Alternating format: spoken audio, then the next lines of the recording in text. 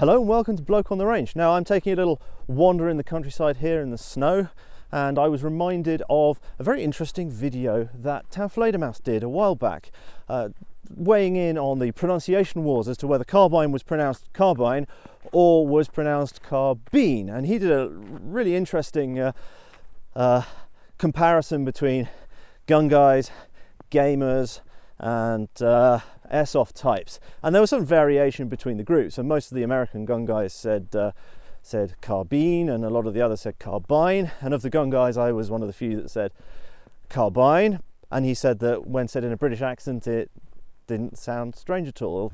And of course, Bloke on the Range, who is British, pronounces it carbine, and it actually sounds proper for some reason, in my ears at least, with that British accent. So in that video, Jeff went to an American online dictionary, and it gave both pronunciations as equally valid. Carbine or carbine.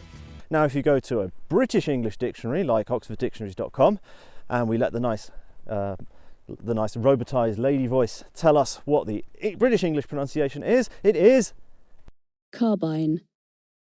Yes, carbine. In fact, I'd never even heard the other pronunciation until watching American YouTube videos from gun guys, because growing up it was always an M1 carbine or a number 5 jungle carbine or whatever. It was always carbine.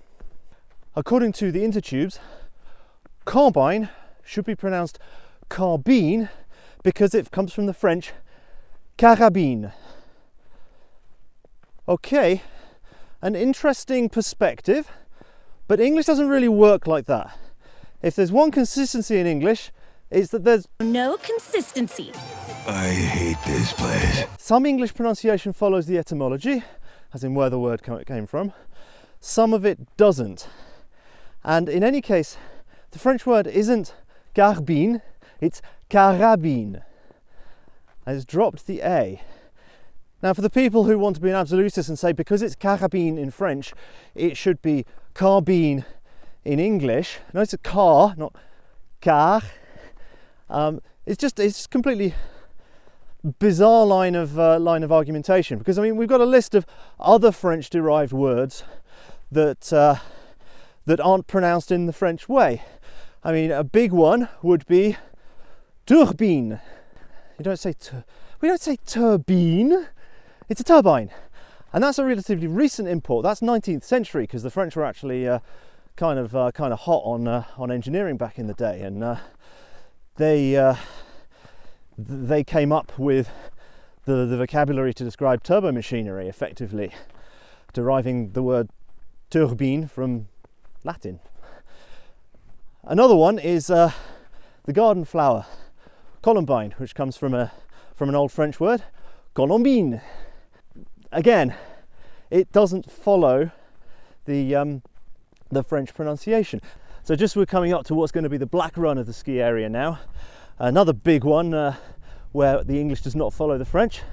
Combine, as in I combine A and B to make C, or combine harvester, anything like that. That comes from the French word combiner. Do I combine powder and primer and case and bullet to make a round of ammunition, or do I combine them? And that's basically exhausted all of the direct French-derived words ending in bine in English that I could find, other than things like recombine and sort of compound forms based on what we already discussed. Now we've got two that I found that are interesting that come from Latin rather than via French, and it's Sabine, which is an adjective referring to a pre-Roman tribe from the Apennines, of all things, and concubine. Now, words in British English that end in bine and do make an een sound, they tend to be chemical. So what we've got is stibine, which is antimony hydride, a gas, and yohimbine, which is a toxic crystalline substance from the yohimbe tree, according to what I've written down here. So why does English as a language have very little consistency in spelling and punctuation?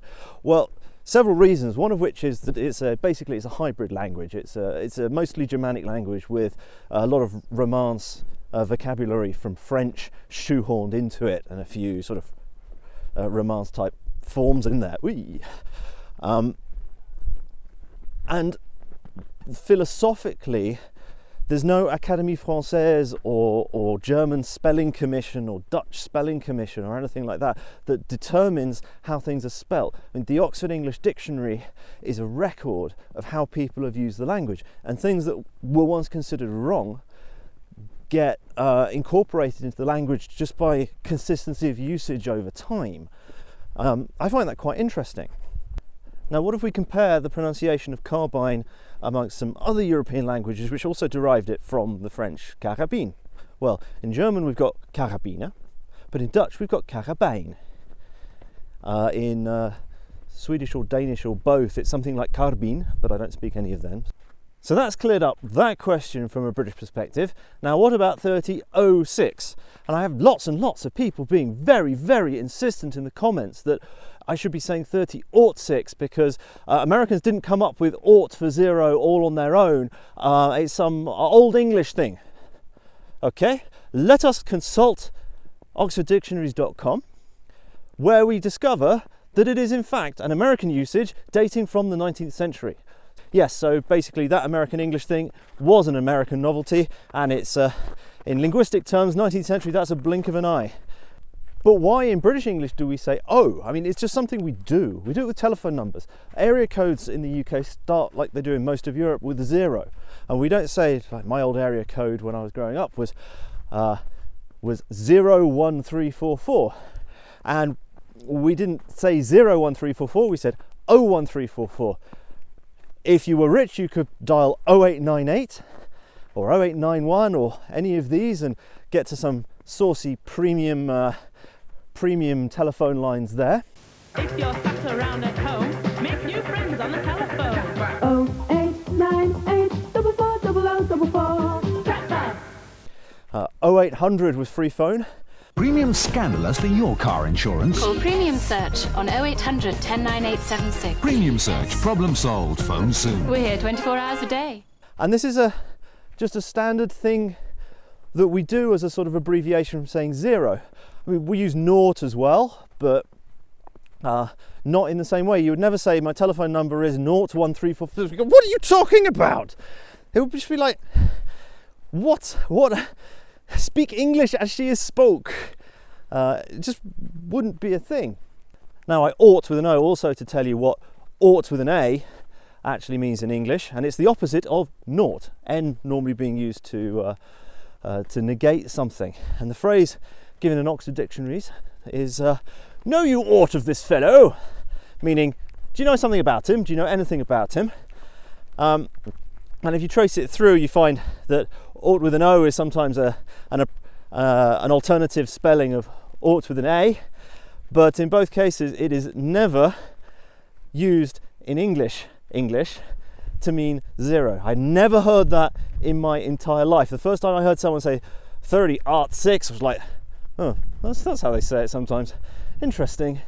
But again, as always in English, and in American English too, there is no consistency, because nobody talks about 303 British, 308 Winchester, or anything else. It's always 303, 308. No one says 303, 30. It's always 303, 308.